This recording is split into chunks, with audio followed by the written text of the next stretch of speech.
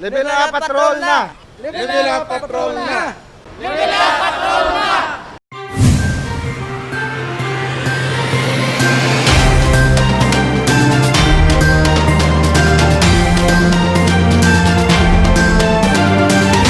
COVID team ginrekomenda ang pagpaidalum sang Iloilo City sa Modified Enhanced Community Quarantine sa sulod sang 15 dias. Halin sa Modified General Community Quarantine, ginrekomenda sang COVID team ang pagpaidalom sang Iloilo City sa Modified Enhanced Community Quarantine. Inibangod sang nagasaka nga kaso sang COVID-19 sa syudad sang Iloilo. Base sa datos sang Emergency Operations Center, alas 12 sang Udto, Setyembre 24, may 21 ka mga COVID-19 cases ang syudad. 19 sa mga ini ang local transmission, kag duha ang new cases. Sa idalom sang MECQ, ginarekomenda sang COVID team ang pagsuspinde sang tanan nga mga flights para sa returning overseas Filipino workers kag stranded individuals. Ang mga merkado publiko ang pagasaraduhan pagpatak sang alas 5 sa hapon. Kag sinigid lamang hapon, ginpagwa na sang alkalde ang executive order nga nagahatag sa mga pagsulundan sa idalom sang MECQ. Ginahulat man ang deklarasyon sang Interagency Task Force angot diri.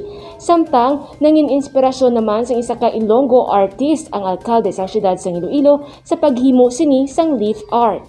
Agaw atensyon ang dahon nga ini sa diin makita ng nawong ni Iloilo City Mayor Treñas. Himo ini sang Ilonggo Artist nga si Edimar Paklibar. Sang nakaligad nga bulan, iya naisipan nga maghimo sang leaf art sa diin inspirasyon niya ang alkalde.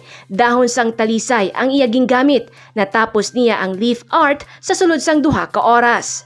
Bilang Ilonggo, do isa man si Mayor sa nagatag sa aton sa angkop bala during this pandemic. So, do gusto ko lang man nga i-honor si Mayor nga amo na maipakita man nga kung ano katakop lang nabulig sa aton mga Ilonggo para matapnat ang virus kag padayon sa gyapon nga do padayon siya nga gatag sa aton hope nga magbato gyapon.